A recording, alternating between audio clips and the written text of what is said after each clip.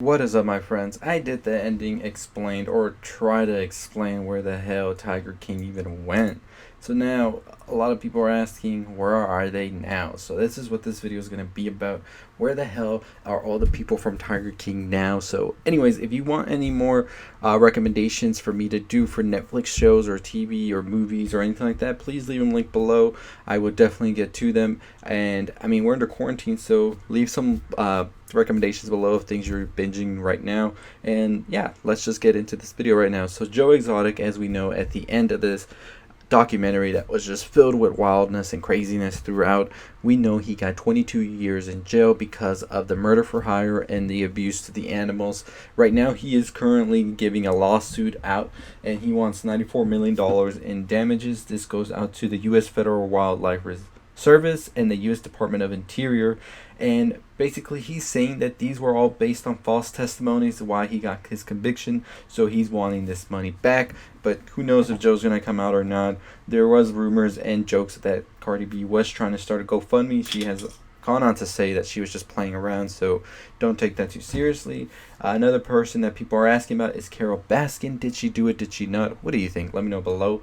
But pretty much Carol Baskin is going to be played by Kate McKinnon in an upcoming TV show movie that Kate McKinnon is also being an executive producer of, and that she will be playing Carol Baskin. So that's going to be pretty interesting to see how all of that will play out.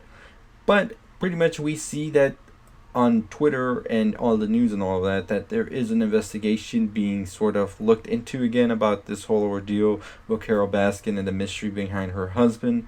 And she has gone on to say that this documentary is salacious and sensational, and both her and her husband say that it delves into lies that pretty much aren't true, and that they didn't give them any chance to pretty much give their own claims, and that this documentary was pretty much presented to show them in this light when they were told it was going to be sort of like Blackfish, the documentary on the whales, and about more of the animals than all of the drama that's going on. So pretty much we can tell that she's pretty pissed about all of this, and it's going to be interesting how the movie will move forward now, if she's going to want to say her own things for that movie, because I'm pretty sure they have to ask her permission to use her character, and so whatever they present there is going to be part of what she would want them to present. Another one is Doc, and what we've been seeing about Doc lately is he's been around our life so many times. He was in the iconic 2001 BMA performance for Britney Spears' I'm a Slave for You. You can see him with the tiger in the back. And pretty much he has also come out to say that the documentary was pretty much sensationalism, entertainment, and that it pretty much presented them in a light that they weren't aware that they would present it. And he said, over the decades we have heard every sort of fantasy scenario regarding our facility.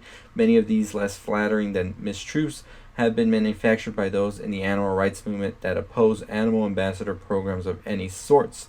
So he's saying this because of everything that's going on, because of his way he not only treats the animals but the people working there, and people sort of see it as a cult, and pretty much just like he's brainwashing all these girls that are working there as well. And he has also been raided in 2019, and he is apparently under, or it was under investigation for animal cruelty. So here's that with that guy. So yeah, like Carol Baskin, he says that this documentary was not what they thought it was going to be, and ended up showing them in a bad way. But I say the truth just comes out, and it's just how it is. The truth will always prosper.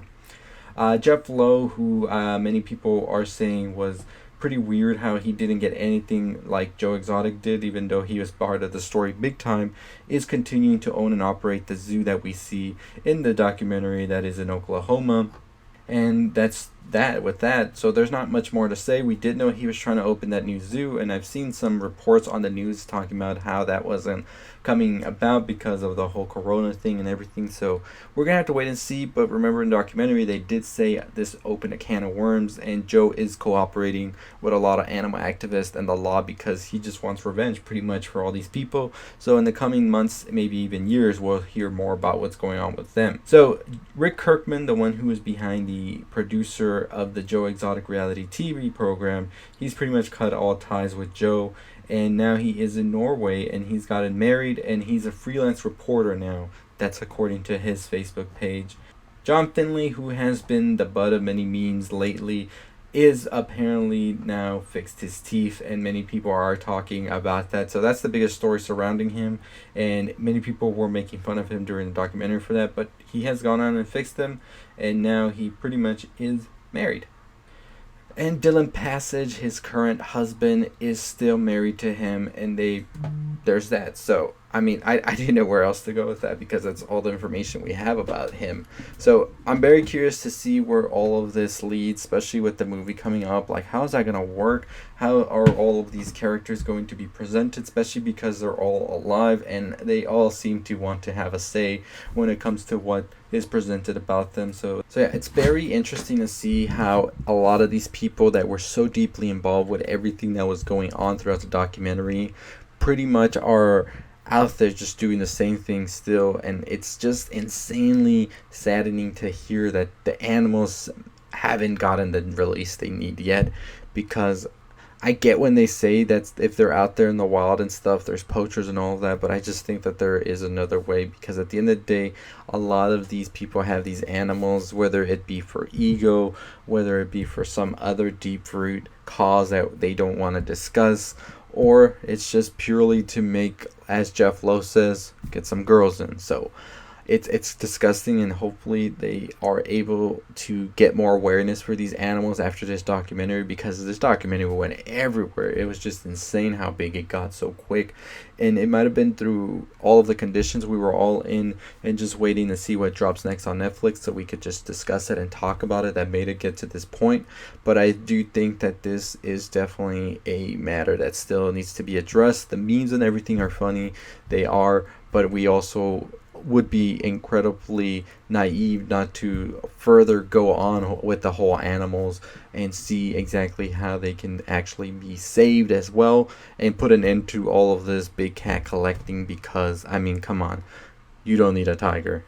Let that tiger. So anyways, that's just my 2 cents on that. So I'm assuming in the coming months we'll find out more about the movie, TV series, whatever it is that Kate McKinnon is working on. On a side note, The Rock did want to have a movie about this be done, and he even talked about it on an Instagram post that he was watching the show, and as he was watching it, he just called his agent up and he was like, give me the rights to this, I need to see it. And I would have wanted to see a Joe Exotic played by The Rock. That would have been hilarious. But yeah, the agent basically was like, it's too late, it's already been snatched up and they're making it already, so it's that. So yeah, I'm very curious to see what it will follow, if it's going to follow the same story that was followed on the documentary, or is it going to be something completely different. As you know, facts and fiction get blurred when it comes to movies, so there's that. So hopefully everything is presented the right way and they really tackle this on good. And as I was watching this, I was just